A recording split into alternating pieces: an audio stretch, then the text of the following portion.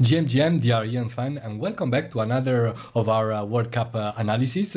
And before we start with some simulations about the Group B, I would like to analyze and to compare our previous simulation about the first matches of the Group A with the actual outcomes. And so we will start with the match between one of the host countries, Mexico, and South Africa. Mexico beats South Africa 2-0.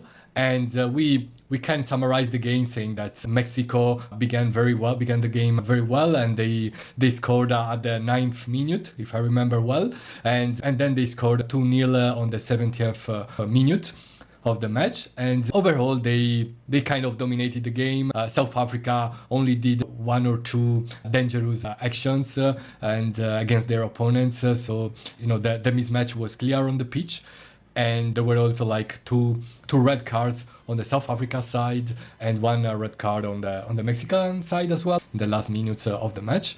And yeah, so the main consideration that we can draw from our simulation about the match is that it's predicted that Mexico was the favored one, of course, but at the same time it's overplayed the fact that Mexico could suffer from performance anxiety of having to play the opening match at home in such an iconic stadium like the Azteca Stadium, right? Which is a historic stadium, 80,000 plus spectators. So, according to the simulation, Mexico might have suffered more this kind of anxiety, and it called it the Azteca paradox.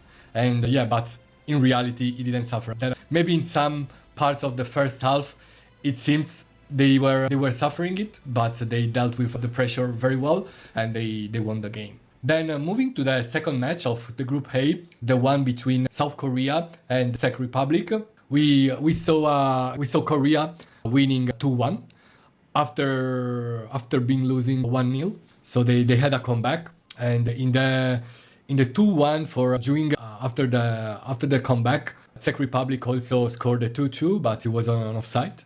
And this highlighted the fact that the simulation itself predicted that the South Korea would have won tight while suffering a lot the physical mismatch with Czech Republic, Czechia. And this is what happened actually. So South Korea won, but they suffered the physicality of their opponents a lot. They were losing 1-0, but they managed to win. So to sum it up, the simulation turned out to be right on the second case, so on the match between South Korea and Czech Republic, while it didn't guess entirely the development of the first match. So these were some considerations about the first match day of the group.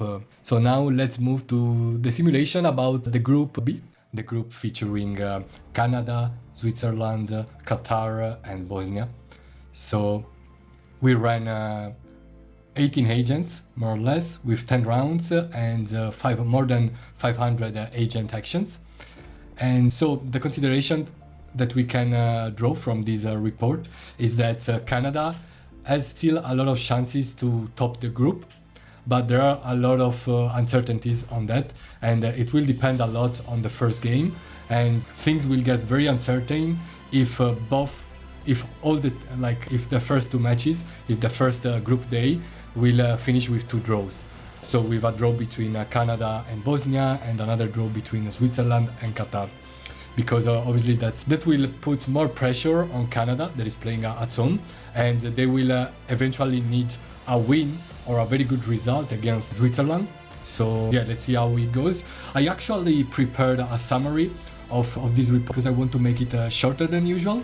So let me see. We basically wrote a tweet on miroshark where we summarize this simulation, and the main considerations are that according to this simulation, Canada might suffer on pressure, but it is still considered the second favorite to top the group after Switzerland. But they need to win the first two matches so that they can play Switzerland in the last match with that kind of peace of mind. Then Canada is also afraid of Qatar equalizing against Switzerland. And if the first group, as I said, if the first group day ends with two draws, the pressure will intensify among the hosts. And then we need to monitor Bosnia's aerial way of playing, which can be a surprise in this group, as they also have a very strong physicality, so there could be some physical mismatches with their opponents. And they are considered to become the last team in the group at the end of the group stage, but who knows? They could play the some underdog move. Meanwhile, Qatar seems that it has good chances to get third in the group. And Switzerland is considered the strongest team of the group, but even though it is the strongest one, it doesn't manifest that fear in its opponent in the same way as other big teams like France, Germany, Argentina, Brazil do. So yeah, these were the main points from these simulations. Obviously, you can also consult the full report that you will find on the description box. If you're liking this kind of analysis, these simulations, please have a look at miroshark.xyz, and remember to subscribe to my channel as well, because I will be doing simulations about World Cup matches. I will try my best to do either videos like this one, or in the worst prospect, written reports as we run miroshark simulations. So that's all for this one. See you next time. Bye guys.